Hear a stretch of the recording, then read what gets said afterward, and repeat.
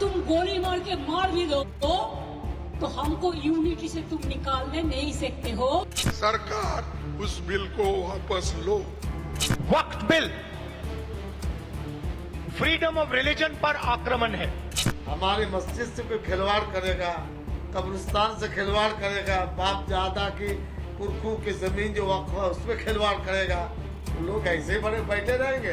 वक्फ कानून जो वक्फ की संपत्तियों को कब्जा करने के लिए कानून बनाई है मोदी सरकार, उसके खिलाफ पूरे देश में हम लोग आंदोलन कर रहे हैं।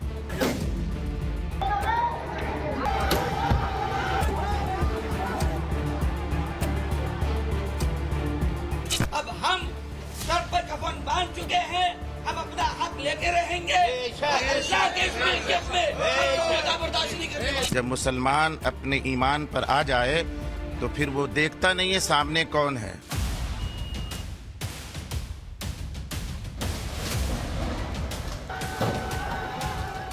हम लोग सरकार बनाएंगे और सरकार बना के इसको लागू नहीं होने दिया जाएगा। मुसलमान वो कौम नहीं है जो आपकी धमकियों से डर जाए। आपकी गोलियां कम पड़ेंगी, हमारे सीने कम नहीं पड़ेंगे।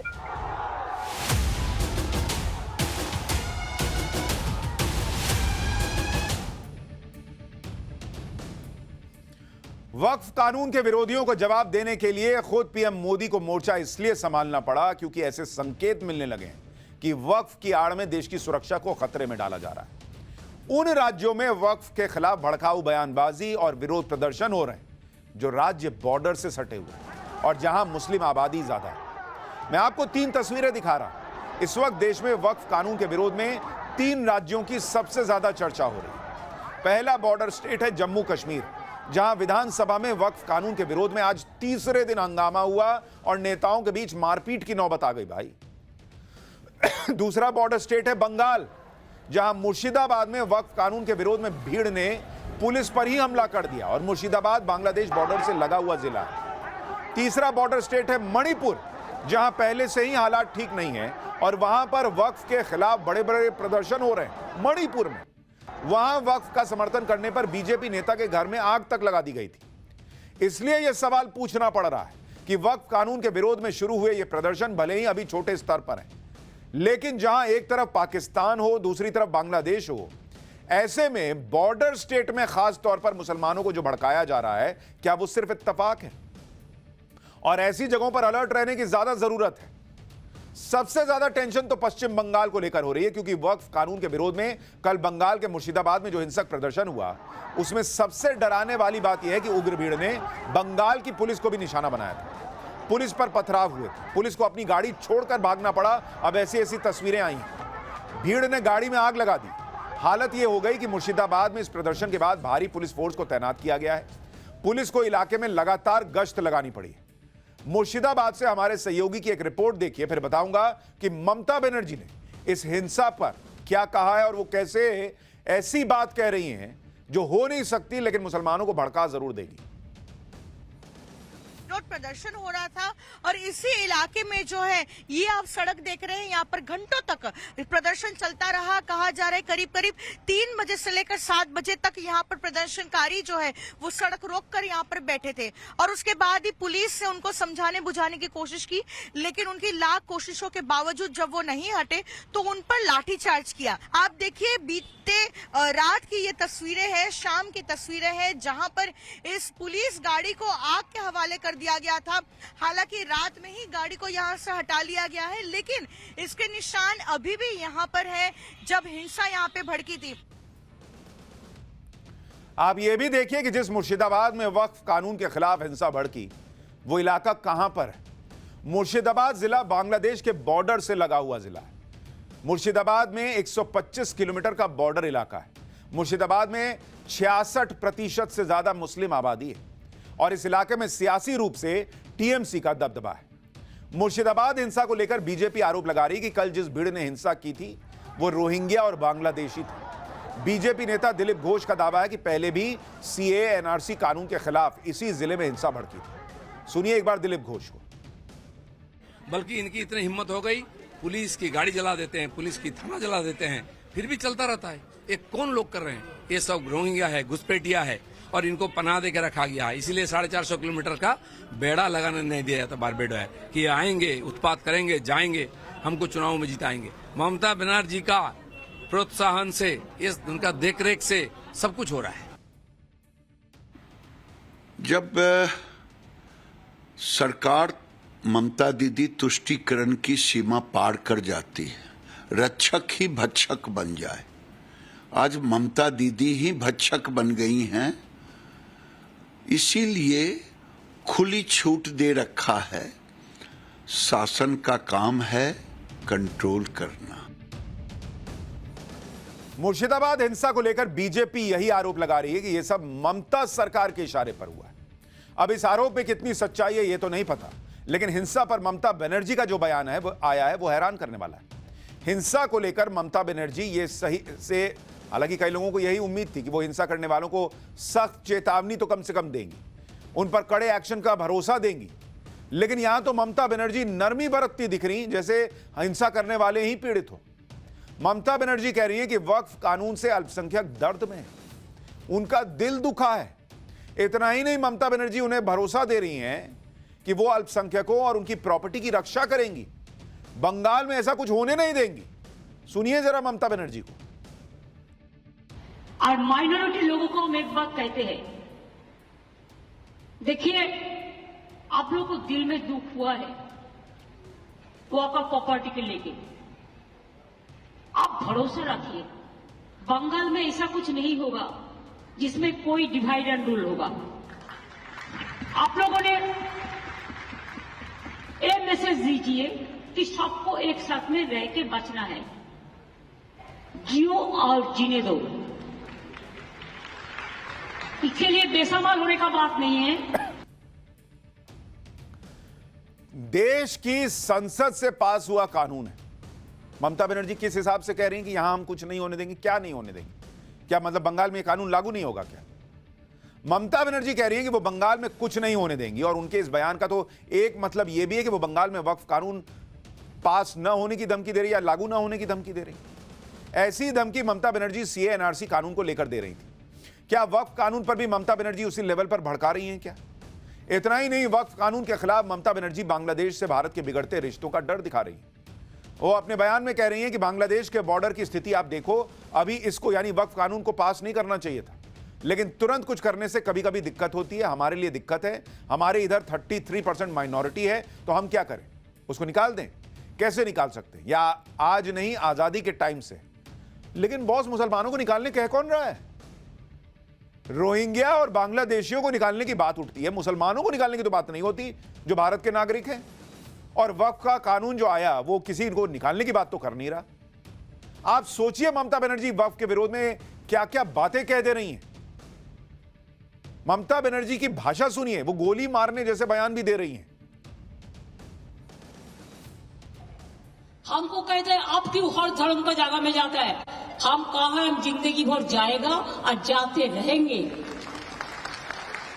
अगर तुम गोली मार के मार भी दो तो हमको यूनिटी से तुम निकालने नहीं सकते हो। इसमें क्या यूनिटी है बॉस कि एक धर्म को कानून बना के दे दिया आपने कि जहां उंगली रख दो वो जमीन तुम्हारी हो जाएगी? इससे यूनिटी पैदा हो रही थी, और ये रोक दिया तो यूनिटी खत्म हो जाएगी। कभी कहती है मुझे जेल भेज देंगे, कभी कहते हैं मुझे गोली मार दो फिर भी मैं जाऊंगी। अलग ही कहानी चल रही है इनकी।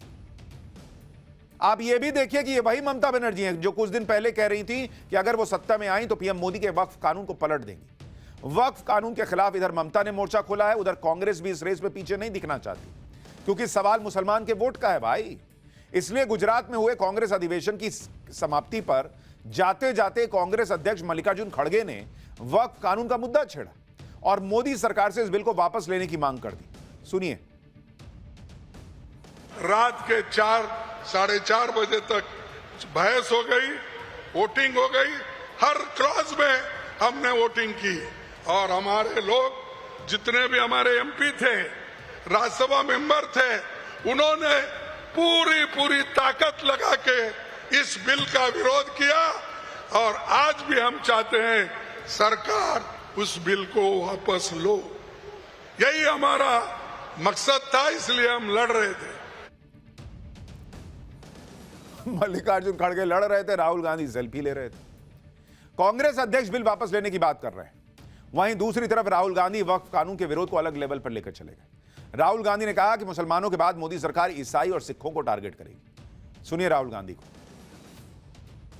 वक्फ बिल फ्रीडम ऑफ रिलीजन पर आक्रमण है, कॉन्स्टिट्यूशन पर आक्रमण है। ऑर्गेनाइजर में लिखते हैं कि अब जो क्रिश्चियन कम्युनिटी है उनकी जमीन पर हम आक्रमण करने जा रहे हैं, और उसके बाद जो हमारे सिख भाई हैं आपके पास भी आएंगे। तो आप ये मत सोचिए कि ये आप पर आक्रमण नहीं है।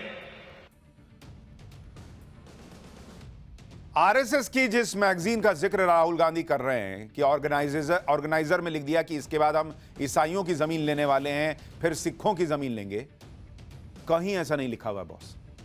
लेकिन ये मार्केट में जो फर्जी फैक्ट चेकर घूमते हैं वो राहुल गांधी कुछ भी बोले उसका फैक्ट चेक ही नहीं करते, और राहुल गांधी को कोई फर्क नहीं पड़ता, उनको बस बोल देना है। वक्फ कानून पर राहुल गांधी ठीक वही भाषा बोल रहे हैं जो विदेश जाकर बोलते हैं कि भारत में तो अल्पसंख्यकों पर अत्याचार हो रहा है, सिखों को तो गुरुद्वारे जाने और पगड़ी पहनने की इजाजत नहीं। वो इसी तरह से भड़काते रहते हैं। कहीं इस बात का कोई जिक्र नहीं है कि भाई सिखों और ईसाइयों और हिंदुओं की जमीन, पहले भाई उनको वो अधिकार तो दे दो जो आपने दिया था मुसलमानों को, दे दो कि तुम भी जहां मन वहां उंगली रख लो, फिर उसके बाद 70 साल हिसाब चलने दो, फिर देखा जाएगा आगे क्या करना है। पहले ये तो कोई पूछे उनसे कि ऐसा किया है क्या, आपने दिया है क्या सिखों को ये अधिकार, ईसाइयों को ये अधिकार कि तुम उंगली रख दो, ले जाओ, जमीन तुम्हारी हो गई। वक्फ कानून पर राहुल गांधी खुलकर बोल रहे हैं, लेकिन जब संसद में मौका था तब नहीं बोले। उनकी बहन प्रियंका वाड्रा ने तो वोटिंग तक में हिस्सा नहीं लिया था। लेकिन राहुल गांधी और विपक्ष के इस नैरेटिव को पीएम मोदी के उस बयान ने कमजोर कर दिया, जिसमें एक इंटरव्यू में पीएम मोदी ने कहा कि पुराने वक्फ कानून को कांग्रेस ने वोट बैंक की राजनीति का हथियार बनाया हुआ था। 2013 में वक्फ कानून में किया गया संशोधन मुस्लिम कट्टरपंथियों और भूमाफियाओं को खुश करने का प्रयास था। कट्टरपंथियों और भूमाफियाओं के हौसले बुलंद हो गए। केरल में ईसाई समाज के ग्रामीणों पर वक्फ के दावे, हरियाणा में गुरुद्वारों की जमीन विवादों में, कर्नाटक में किसानों की जमीन पर दावा, सब अब कानूनी उलझनों में फंसी पड़ी है।